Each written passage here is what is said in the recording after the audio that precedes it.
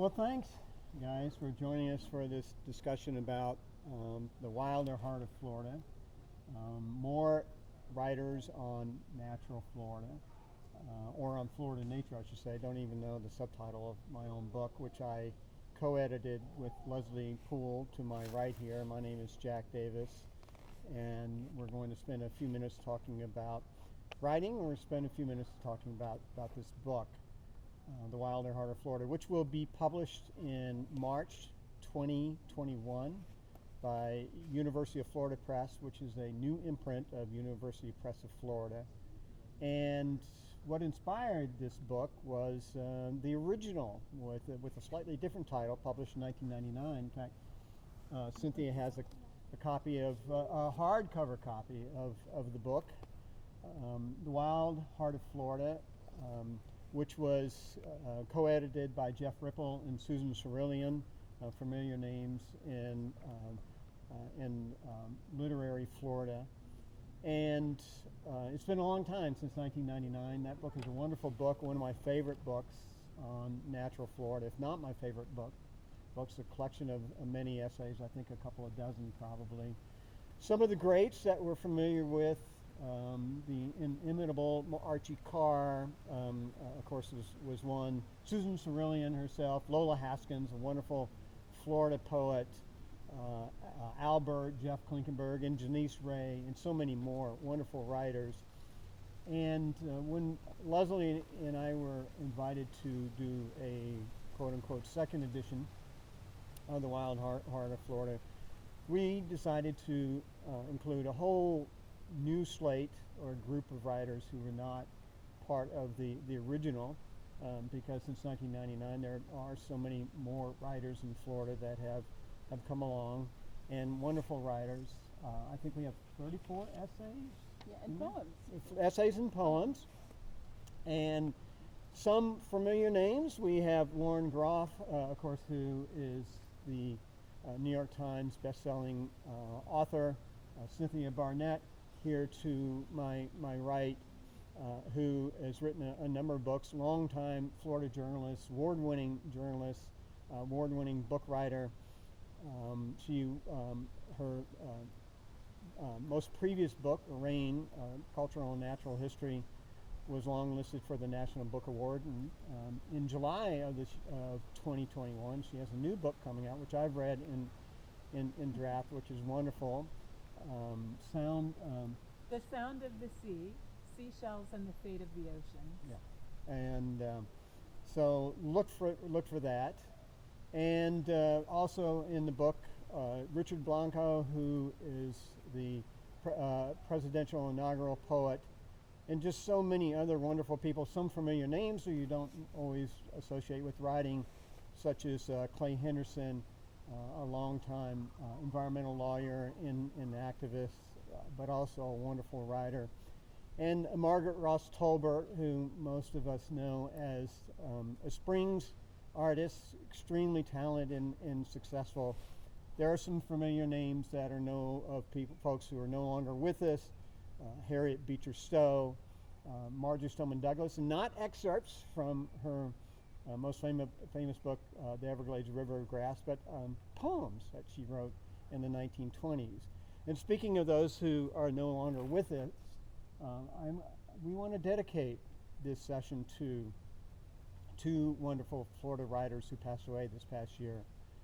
Bill Beville, who everybody watching or listening is probably familiar with, and just one of the most beautiful writers, a contributor to the original Wild Heart of Florida, probably best known for his wonderful elegy to the St. Johns River, of course, the book River of Lakes, and which I've read a number of times and absolutely love. And the other person we want to dedicate this discussion to is Dave McCauley, an old friend of mine who passed away in November, who also contributed a very moving, very touching essay of his childhood growing up in Pensacola. And wonderful writer and the author of a really a book that doesn't get enough notice, and that is an environmental history of the Everglades titled The Everglades in Environmental History. But also in our book we have some new emerging writers, such as Erica Henderson, who some of you may know from WUFT and from the University of Florida, and or from the farmers market. She and her father had an orange grove until the blight got them, and you see them at the Saturday morning farmers market here in Gainesville. And Erica, just always a big smile on her face, sweeping across her face and chatty with everybody. And then Frances Nevill, who to my left, who is another emerging writer in Florida, who's contributed an essay to the book. So let me just briefly introduce who our folks are. I've more or less introduced Cynthia Barnett, Leslie Poole, who is a professor in environmental studies at Rollins College, the author of a wonderful book on the history of female environmental activists in Florida titled Saving Florida. And then Frances Nevill, who within the past 2 years completed her MFA in creative writing and teaches in the Orlando area. She teaches writing, she teaches grammar, she teaches poetry. And she writes. She's published in magazines and journals, and is of course looking to publish even more. And so what we wanted to talk about today, as I mentioned earlier, is about writing and about this book and relationship to our writing, and of course Florida nature, which this book is all about. And I should point out these 34 essays and poems are really personal reflections of Florida nature and what Florida means to people, and personal experiences with Florida nature. And they are really, the book itself, I would argue, is a celebration of Florida nature today. I mean, we often think about how Florida, those of us who've lived here for some period of time, and I think I've got 3 natives here. I'm the only one who's not a native Floridian. How many generations? 5. 4. 4. 4. I was technically born in Savannah, but that was on an army base. Somebody went astray for a little Yeah. while. Okay. On a base. Yeah. Okay. But Well. raised here. Okay. 4th generation. Well, welcome back. Yeah. And my family moved to Florida when I was 10, and so what I wanted to start off was, talking about, for myself and Florida nature, and as a writer, I think that's really the original source of my inspiration as a writer. And I write about other subjects besides Florida and besides nature, but that's always with me. And when I think about how Florida nature has inspired me, I would argue that getting to know Florida nature really awakened a deep sense of place in me, but it also helped me arrive at a spiritual center, not the one down the road here, but the spiritual center within myself, which I think is important to all writers. And it has always given me something to draw on, memories of my experiences with Florida nature, just the things I see. I might watch outside my window, and it helped me to bring the emotion and passion to writing that I think is extremely important. So it's this deep well that I seem to always be able to draw on and allow it to influence my writing, the way I describe things, whether it's nature or just describe an event or describe people as well. It allows me to draw on that deeper inspiration within me. And so Cynthia, can we start with you? Maybe you can answer that question. How does Florida nature inspire you as a writer? But also, can you read us first, if you don't mind, a short paragraph from your contribution Sure. to the book? Sure. Yes. Okay. And I should say, I hope the audience can hear this chorus behind us of sandhill cranes. It's Yeah. quite moving, and it sort of plays into the Inspirational. question. Yeah.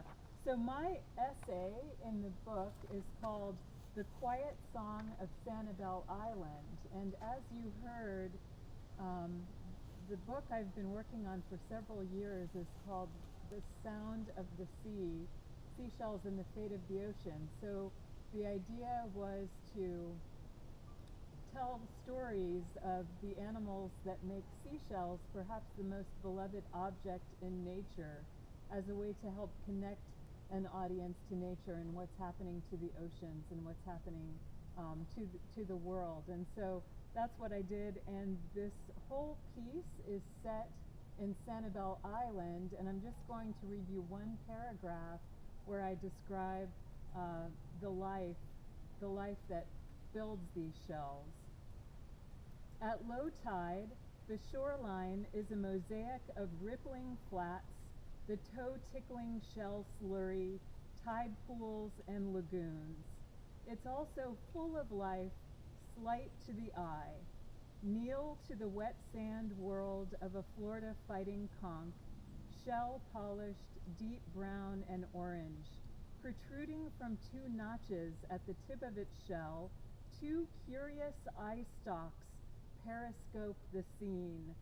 Coast apparently clear, the animal stretches its soft pink body onto the squishy sand and uses its nimble foot to tai chi toward the sea.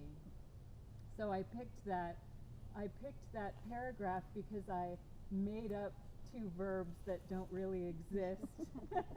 One of them being periscope, the animal periscoped the scene, and the other, of course, being Tai Chi.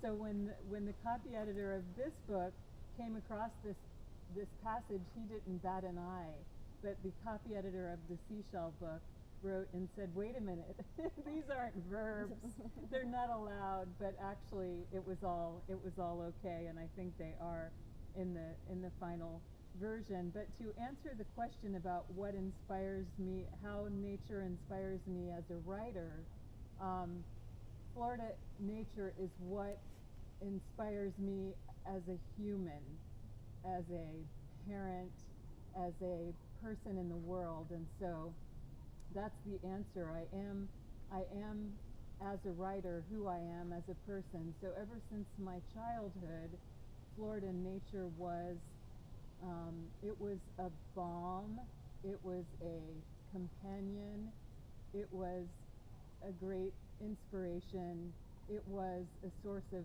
happiness and a source of peace and a source of, I think, clarity, and just feeling there's something very, I don't know if the right word is organized, but there's something that makes sense about nature to me. When the world doesn't make sense, when the built world doesn't make sense, nature makes sense to me. So that's what it is. No, thank you. That's wonderful. Yeah. Frances, how about reading us a paragraph from your contribution? Absolutely. Thank you. My essay is called "Florida is a Pretty Girl." And I'll read here from the middle of it. Florida is a pretty girl too, probably the prettiest in the room. I've walked many of her beaches, along her peninsula that dangles out into two seas, the Gulf and the Atlantic. On a January 2020 evening, I meander along a strip of beach. I'll keep that favorite spot to myself, even though developers have already gotten their hands on it. That is no less mesmerizing than it was in my youth. The Gulf waters, mason jar blue, roll up on slick, wet sand that's speckled with shards of pastel shells. The rush of foam-capped water bubbles white like meringue at your feet. Cars and boats dump thousands of visitors daily that crowd along the powdery quartz carpet that outlines this state, but for me, it is a place of enjoyable solitude. The elixir of salt air produces a dreamlike effect I find more intoxicating than any drink or drug. People who pay attention find who they are in those moments and along these same walks on the Strand. There is a peace in meeting up with yourself in these places, and often an awakening. These encounters in life aren't easy to just conjure up. Like hunting for sea glass or pristine sand dollars, you have to work toward finding them. Even for a local like myself, it takes time and prioritization to meet up with nature. And like beauty, they should be appreciated and not sullied. Very nice. Thank you. So how does Florida nature inspire you as a writer? Well, as a writer, I write primarily fiction. And for me, sometimes a piece of fiction starts with a character, and oftentimes it starts with place. And regardless of that, place is something that really grounds and centers my characters. And so I've never been able to write a piece of fiction and not connect them to the environment that's around them. And almost all of my stories end up being set in Florida because it's where I grew up and it's what I know best. And so I tend to stick to those places. And Florida is so different, it's so diverse. So depending on if a character lives in the Keys or a character lives in Central Florida or the Panhandle, there are things about that environment that are going to shape that character's youth, their day-to-day happenings, the kinds of activities that they would do, and oftentimes most all of those characters have epiphanies or moments that change them, and for me a lot of times those happen in natural settings. And so I can't seem to escape the natural world in my fiction. So let me ask a follow-up question, if I may. Does nature or a natural element in your story emerge as a character in itself, shaping the plot, for instance? That's the goal. Yeah. That would be ultimately that would be what I would love to hear, is for a reader to say that the place felt like a character. Some of my favorite books of fiction, nature does become like a character. The scene, the setting, the town, the topography, the weather becomes a character. And so, like Cynthia's book Rain, something like rain in Florida, to me is, it can't be ignored. And it can be something that adds a different layer to the mood or the experiences of a character. So I find that to be a gift. Yeah. It's a real gift. Yeah. So Leslie, would you like to share a paragraph? And thank you, Frances. That was great. I think a lot of us share a lot of similar feelings. My essay in this book is called Woodpeckers and Wildness, and it's looking at the story of restoration at the Disney Wilderness Preserve. And I use this as a great excuse to go out with a biologist to look at very rare and endangered red-cockaded woodpeckers. So I'm going to read the opening paragraph that talks about that. And this was in the heat of May, by the way. A spring breeze swirls under the vibrant blue ether as I inhale, pausing to switch the 20-pound pole to my left shoulder. Sweat dribbles down my neck when I resume the trek through the thigh-high palmettos, trying to keep up with my energetic expedition leader, Beatrice Pace Aldana. I'm sorry, I hear an eagle. That is You super do. awesome. You do. Sorry, I've been distracted Super awesome, too. but I'm talking about birds. This is cool. They haven't seen the eagles yet, so Yeah, they they're must here. be newly arrived, just in town. So to continue, Beatrice, who I call B through the essay, B stops ahead under a tall pine tree girded with white paint stripe. Upward she points, and there it is, a small hole 15 feet high, surrounded by thick bark dripping with gooey sap. We quickly attach a small, slender peeper scope to the end of the telescoping pole, adjusting and wiggling it until the camera slips into the gap. Looking at a handheld monitor, we exhale with excitement. 3 tiny fuzzballs are peering back, expecting a meal. This is success, a trio of newborn red-cockaded woodpeckers, once commonplace throughout the southeastern United States, but now listed as a federally endangered species. So that was an expedition we went to look in nests, and the nests started out as artificial nests at the preserve, but now the birds are creating their own nests, and so that to me is really exciting, and that's how I framed my essay for this book. So, and as far as nature, I was the kid whose mother said, out, everybody out, and I would ride my bike sometimes and go down. There was a neighborhood live oak tree I would go climb. As a teenager, we had a lake place north of Tampa where that was my solace, that was my fun, and to just be out. I can still smell lake water and have all these memories, and as an adult I have found that being outdoors is kind of where I restore myself. And my career, I was a journalist before becoming a professor, and my career rotated a lot around writing about the environment. And I think what it inspires now is that I've seen so much of it disappear. And I don't think you have to be in Florida very long for that to happen. And I think that inspires a lot of activism. It certainly inspires my writing, and it inspires my teaching to try to get my students, believing and knowing that they can make a difference. And that's what I seek to create. Yeah, thank you, and thank you for that eagle. So, it was awesome. Yes, it was wonderful. So, okay, I'll share the opening paragraph to my contribution to the wilder heart of Florida.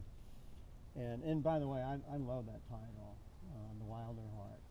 And I just love saying it. I love writing it in emails. And so this is the opening to my essay, which is about a slice of my boyhood living on Santa Rosa Sound in Marietta, Florida in the late 60s. In the air around us hung the commingling sense of a shallow water estuary, the cycling living and dead of the sea. My little sister and I stood knee-deep in Santa Rosa Sound. Scattershots of minnows whizzed around our toothpick legs, poking into the grassy bottom. Hunched over slightly, we each gripped a narrow bamboo staff and struggled to keep upright, the attached 4-foot seine net strung between us as we swept it through the water and across the grass. We aimed to catch some of those minnows and anything else we could stir up. And, Santa Rosa Sound was the first place we lived in Florida after moving down from, a baby boom, new suburban neighborhood in Atlanta or outside of Atlanta.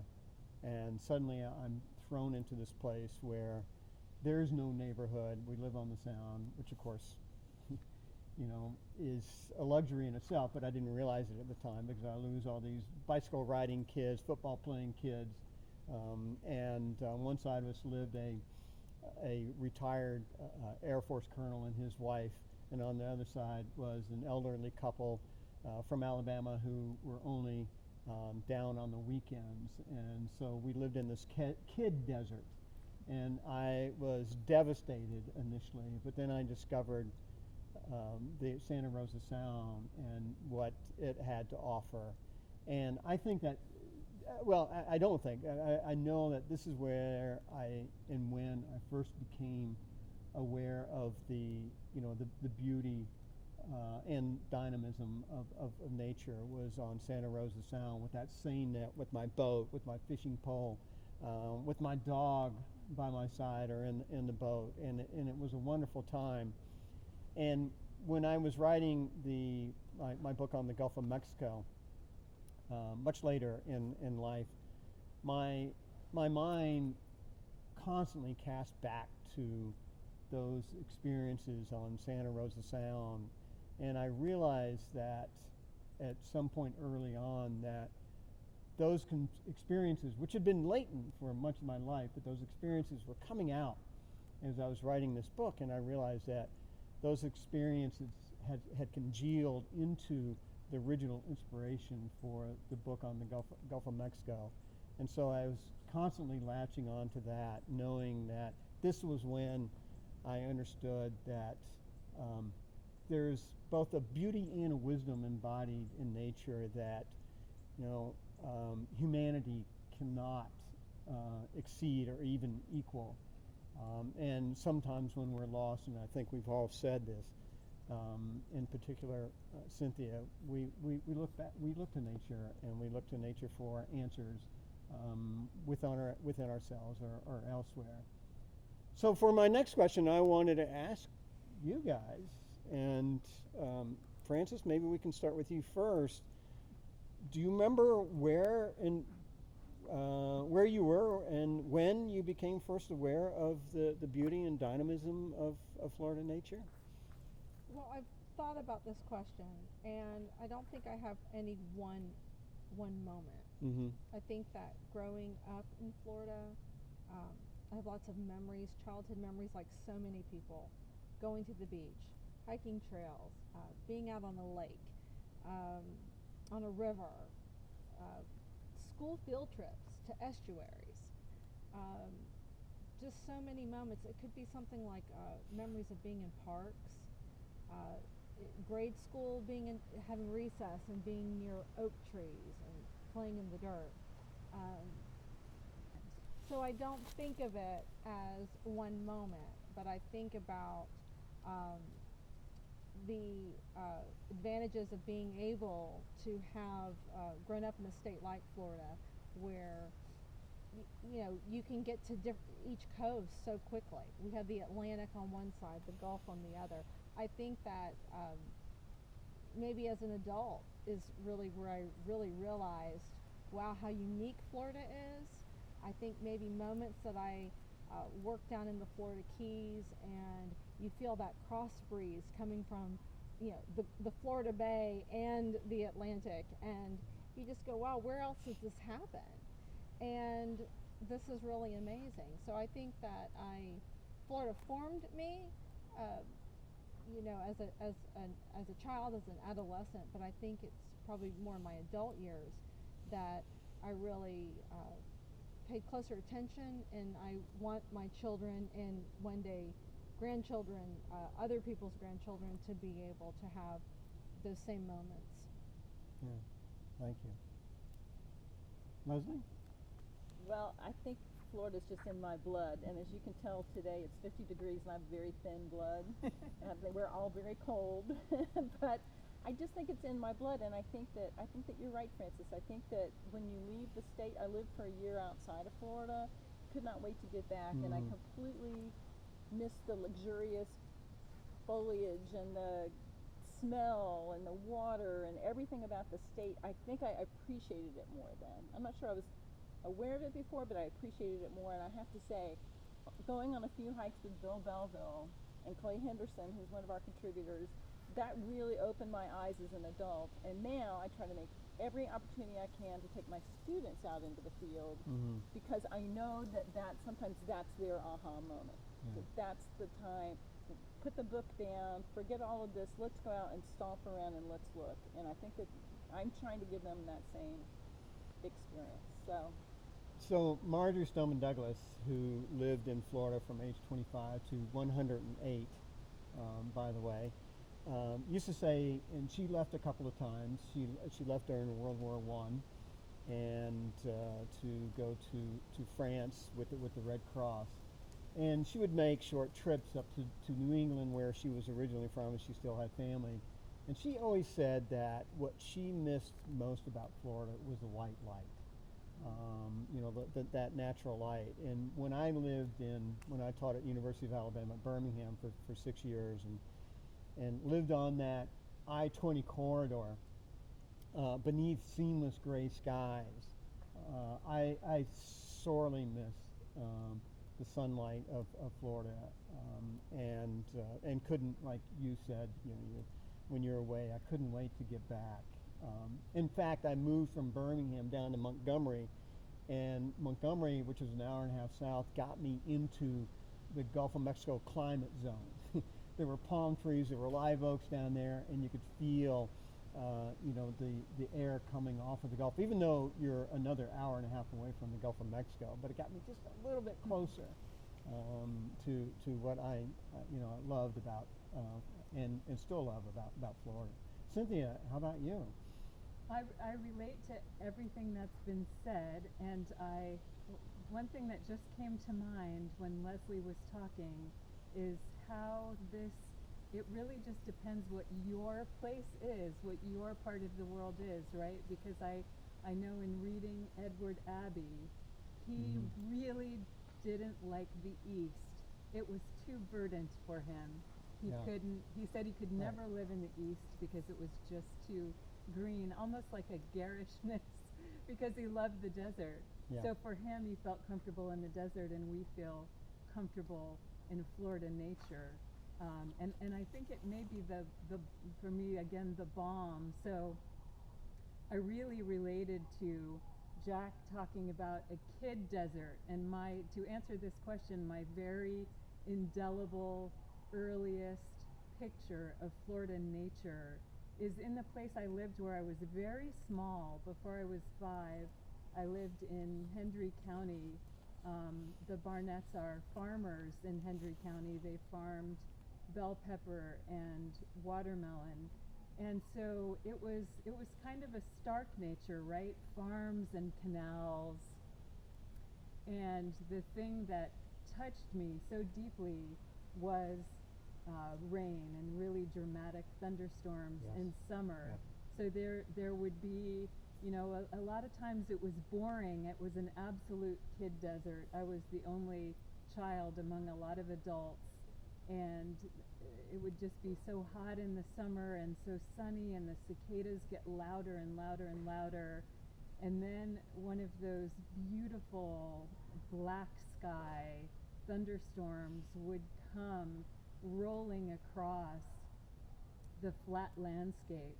And to me, that just made life so exciting, to smell the storm coming, to see the darkness, to feel so exhilarated by first the storm and then the lightning, and then to see the rain and to feel it. It's really just a terrific memory that I have that is definitely my strongest memory of being really small. I remember rain and weather more strongly than I remember people in my life.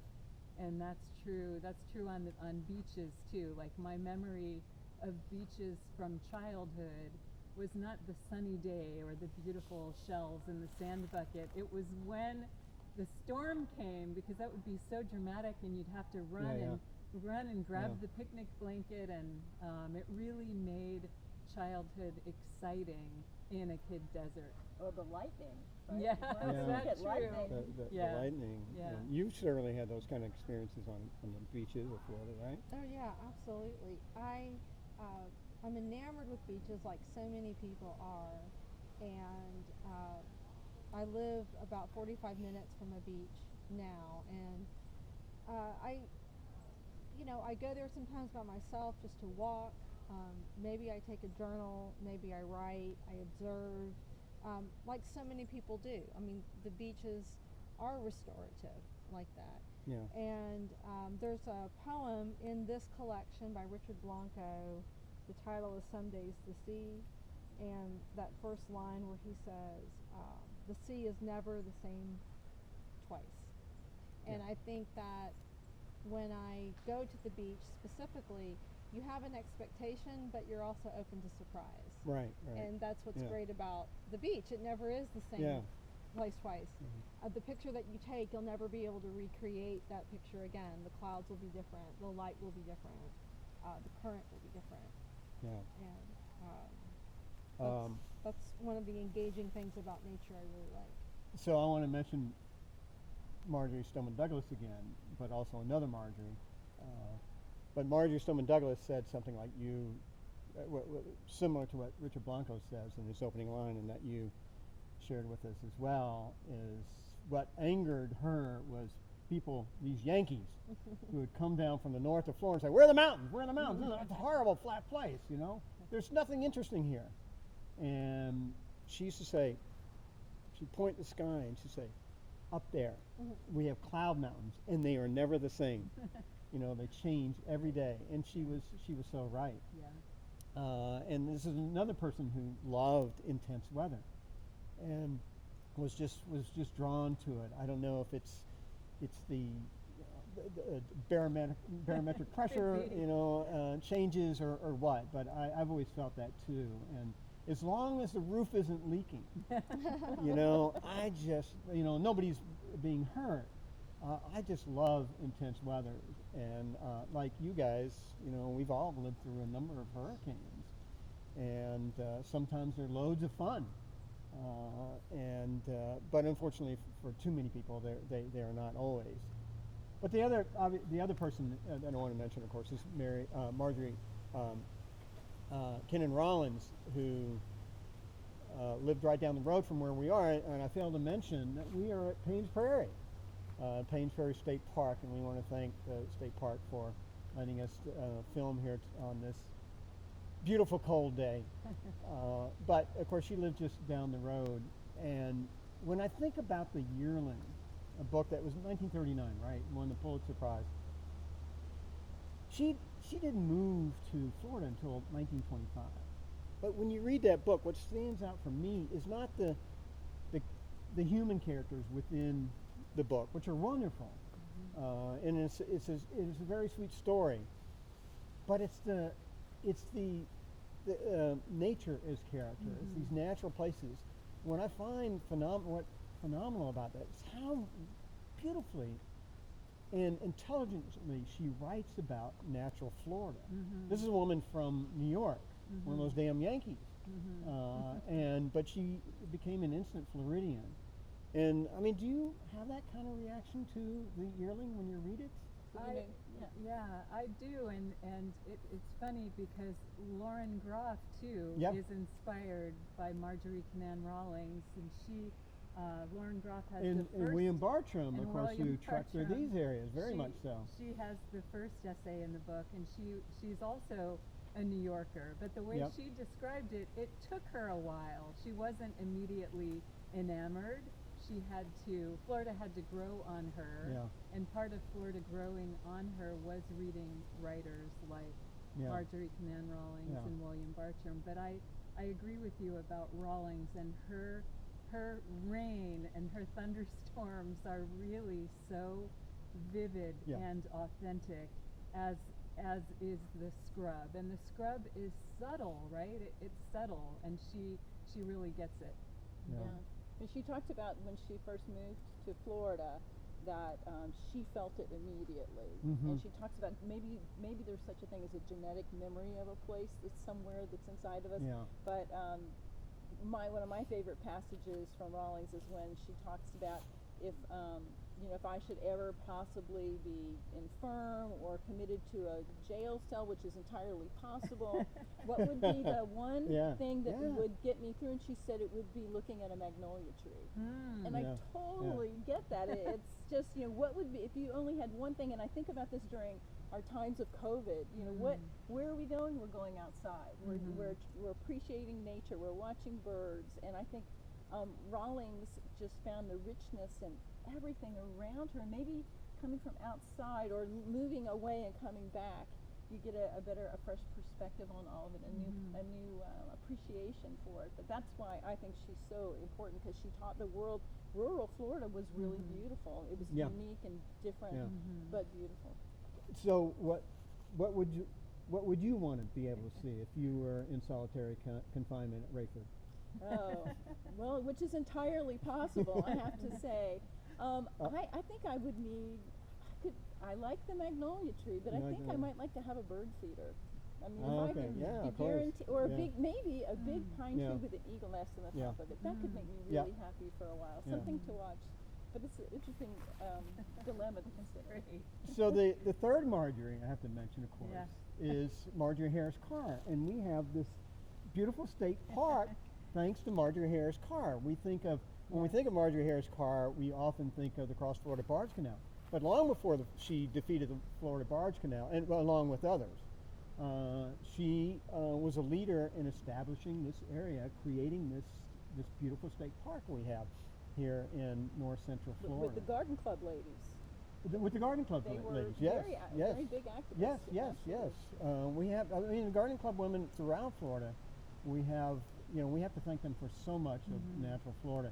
And I see Florida, a lot of people focus on the destruction of Florida, and they lament that loss, and for good reason. And we've certainly, in our lifetimes, have seen a lot of life, but we've also loss, but we've also seen tremendous resilience. And in Florida, and that's what I like to try to focus on in my writing, and what I'm hoping that our collection here and your essays will convey that resilience of natural Florida, and the bald eagle that we just heard reminded me of this area. I'm writing, as you guys know, just finishing up this book on the cultural and natural history of the bald eagle.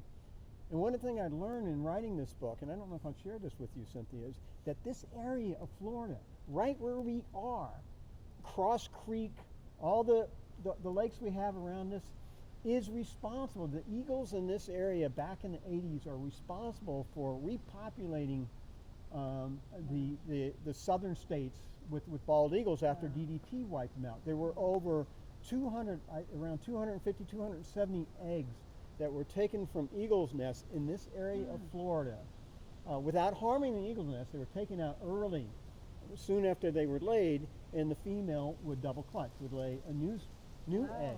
And so Florida didn't lose any population, but what it did was it rebuilt the population of bald eagles in places like Mississippi and Alabama and Georgia and Louisiana and Oklahoma. And it's really a remarkable story and a remarkable contribution of Florida nature to other parts of the Southeast. It's a great story. Yeah. Great. And we have some of the biggest restoration programs in the world going on in Florida too. I mean, I think that's the future. If we've done damage, we now are looking through using science and technology to let's try to restore the damage, or as much as we can. And the Disney Preserve is an example.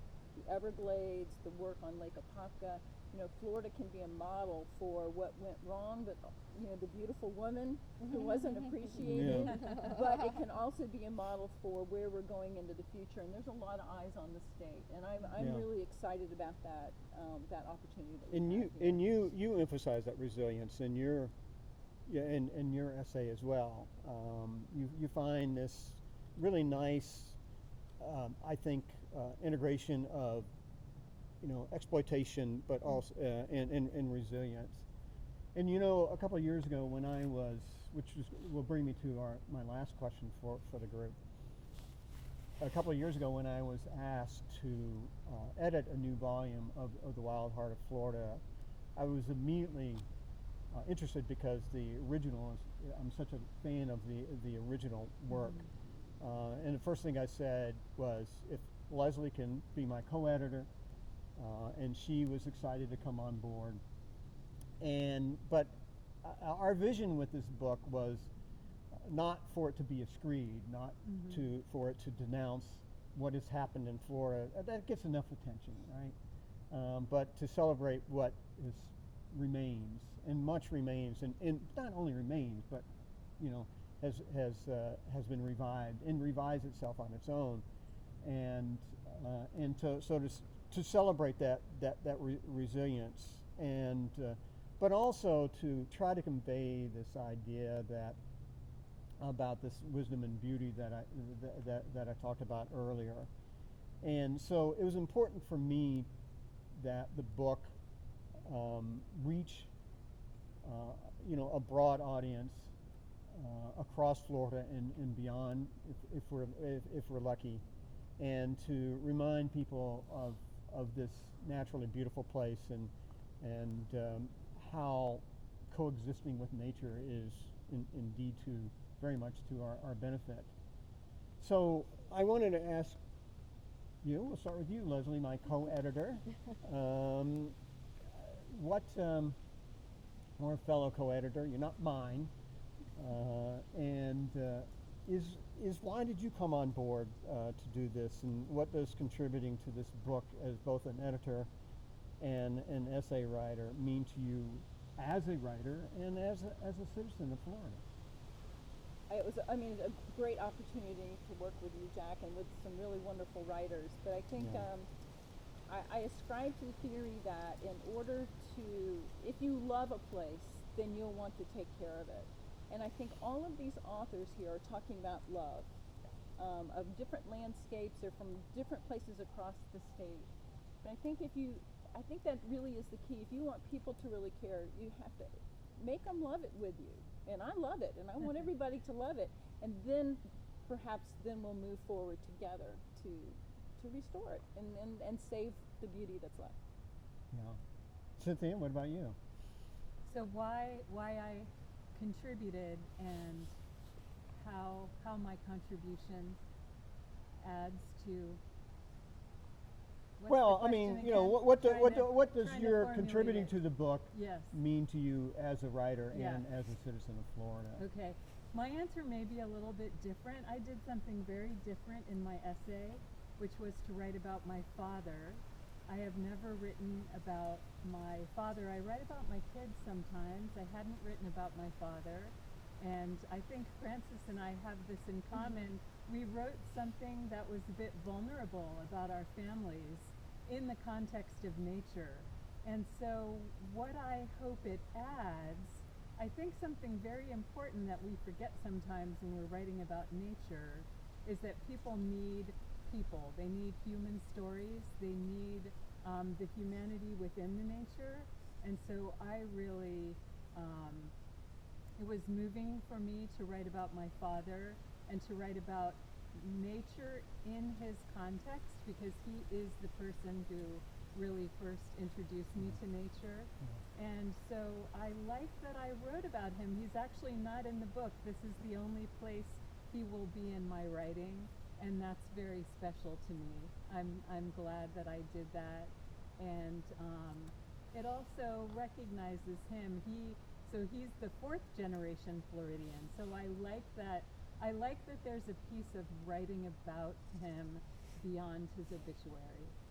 Yeah. And it's beautiful. Oh, thanks. Yeah, and you know, thank you for sharing that, because that just makes sure to me, and I'm sure Leslie too, that it makes your essay even more special to us and to the book.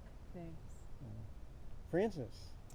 Well, it's a privilege and an honor to get to write and to contribute to a project that is ultimately going to help the Nature Conservancy. Yeah, we didn't point that out. All and- proceeds go to the Nature Conservancy of Florida. So Yes. buy many copies. Buy Yeah, many yeah. gifts. Yes. Gifts, So- post-Christmas gifts, post-COVID gifts. Yeah. Yes. So it's a So- way to, I've certainly enjoyed Florida nature, so this is a way to give back. And I was thinking about your earlier question about moments, and one moment that I can remember that nature impacted my writing was when I was introduced to the photography of Clyde Butcher. And I saw Florida through a completely different lens when I looked at, well, what he recorded from his lens. And I remember thinking, wow, that's Florida. And I think that art has a way of affecting people and inspiring people. And so in that moment, his work and he influences so many people, it had an impact on me. And so it did its job. And so as a writer, to put my work out there and allow myself to be vulnerable is a way to connect with readers and nature. But hopefully more people will go, I have these stories myself, or I'm not from Florida, but I'm from Georgia, or I'm from the Carolinas, or wherever, and all of these natural places resonate with me, and I have these stories to share. So I hope other people are inspired to create art, and the chance to have my work amongst other writers and people who are expressing themselves in artful ways is really meaningful. Yeah.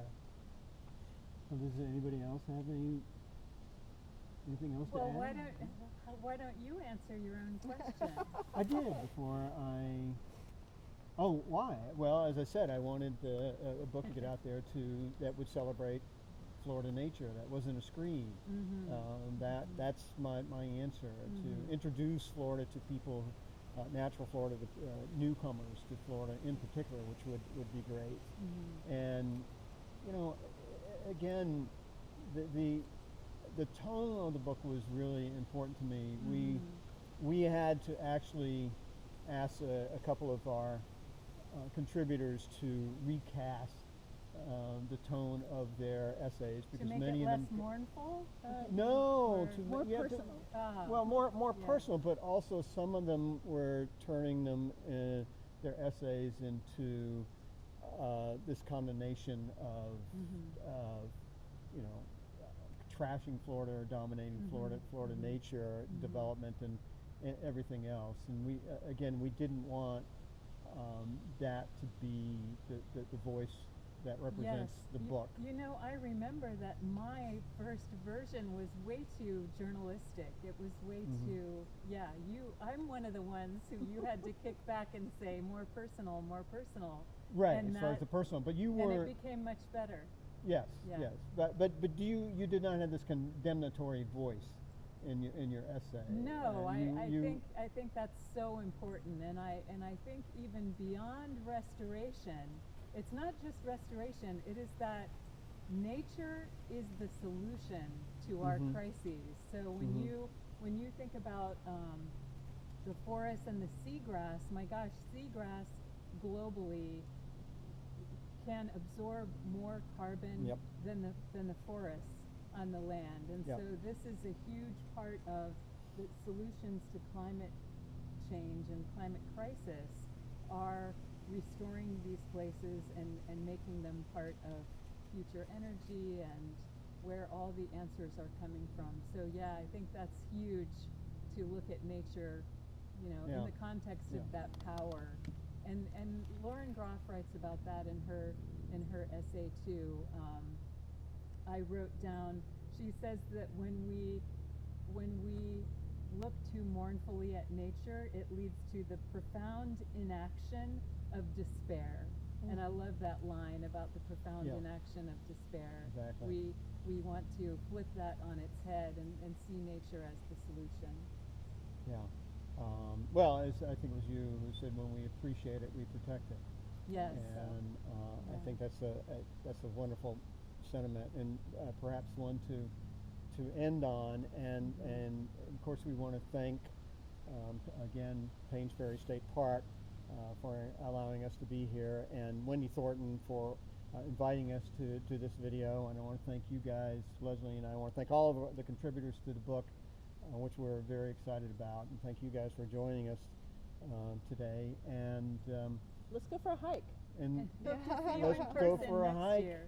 And keep your ears open for the birds. Now, if we could only have a red-tailed hawk, like as on the Colbert Report, dubbing in for a bald eagle, come across and scream, we will end on a high note. But maybe we won't get that. Thank you. Thank Yeah. you. Thank you. Thank you. Thank all of you for joining us.